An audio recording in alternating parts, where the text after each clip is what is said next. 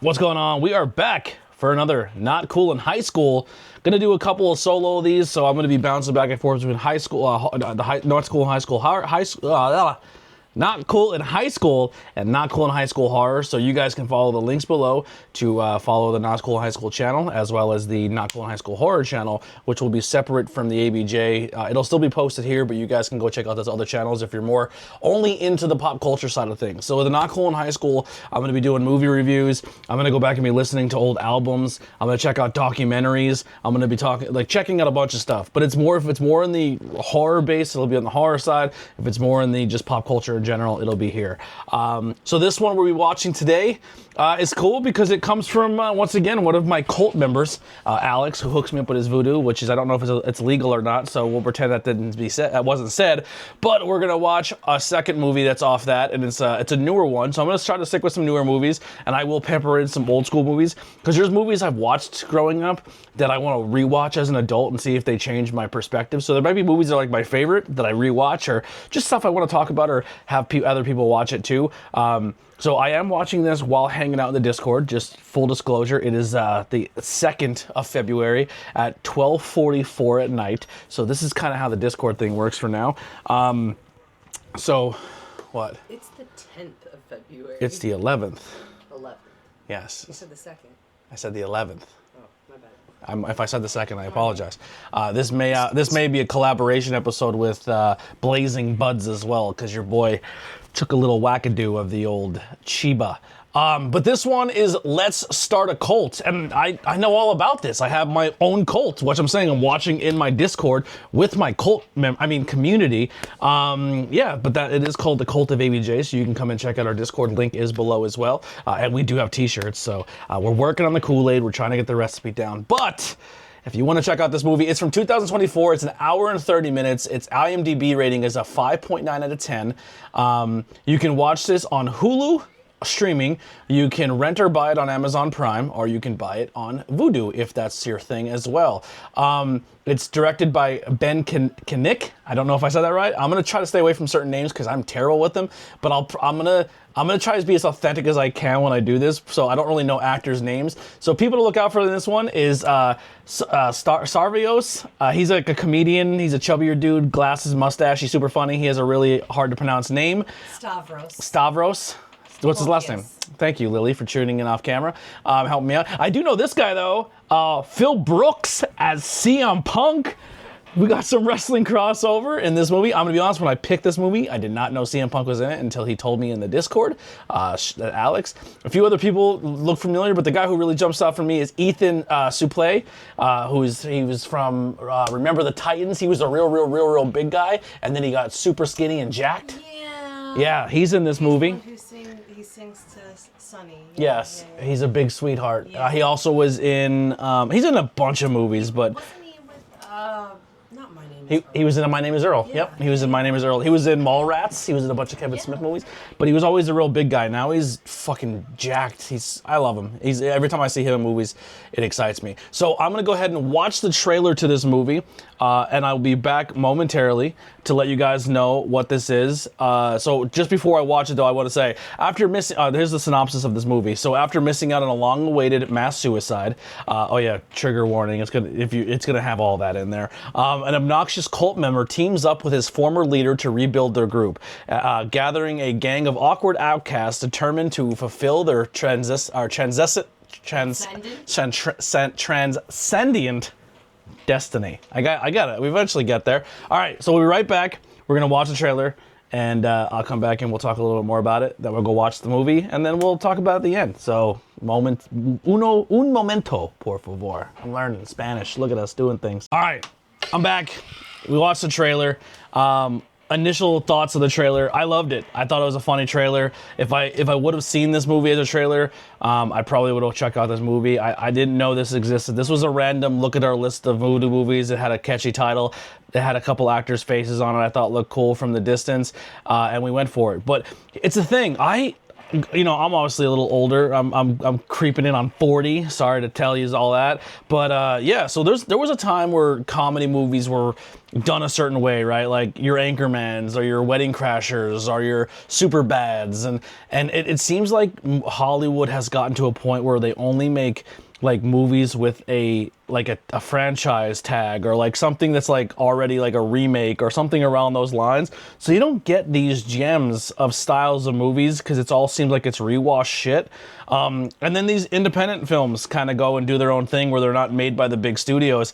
And that's the vibe of this trailer, but it does give you that old school 90s, early 2000s comedy, which I'm a huge fan of. There's gonna be a lot of characters that I'm not gonna remember any of their names in this trailer because it's all kind of mixed. But the funny comedian dude, how do you say his name again? Stavros he was a member of this cult. He goes downstairs and the entire cult is gone. They're passed away except one member, and then he goes to get angry and fight the guy, but then the guy kind of cons him into like, oh, well, I couldn't transcend without you. So then they go and create a new cult. It looks like there's a pro wrestling female character in the movie, and then CM Punk is in the movie, which is pretty funny that we have 2 wrestling crossovers in this. So I'm pretty excited to watch it. It looks very funny. It looks like it's going to be very crude and sex jokes and all that crazy stuff that you would have loved in the early 2000s, late 90s comedy, which is great. This is a topic or type of movie I would 100% normally consume. In the realm of comedy, this is about where I like to be. So I'm stoked. Kind of going back before, I didn't really hear this movie. I'm not tapped in as much as I would love to or want to be in the world of pop culture. I kind of hear things much later because I'm kind of immersed in everything else with making content and wrestling and trying to get my life back together. But so this is one I did not know existed, and that's pretty much all I got when it comes to the first half of this video. So I will be back momentarily. We're gonna go watch this movie, and I'll pop back in to tell you some of my favorite parts, some of my least favorite parts, give you some moments and some actors and stuff like that that really stood out to me, tell you if my impressions have changed since watching this trailer. We'll get into some fun facts, awards, and stuff at the end, and then hopefully you guys go and check out this movie. I'm gonna start the first half of the things I liked about the movie spoiler free. But then I'm going to tell you guys later on, like, hey, if you really want to go watch it for yourself, I'm going to spoil some scenes. So that's kind of how we do these. So still finding myself in these movie reviews. So if you have any feedbacks, comments, concerns, anything you just want to add, or some movies you want me to check out, put them in the comments section below, and we will cover those movies for you. Also, make sure you hit that thumbs up, like, share, subscribe. We're on the quest to 10K. But right now, we're going to go and watch a guy start a cult, and it's going to be hilarious. So I'll be right back in a little bit. See you momentarily. All right, we're back. I watched the movie 3 times, but not fully 3 times. So the day I recorded, if you notice, I'm not wearing the same outfit. I got about halfway through. I turned it off. I was more invested in my phone than the movie. I was like, oh, maybe I'm just having an off day, or I'm just not in the mood to watch a movie. So I'll give it another shot tomorrow. Tomorrow came and went.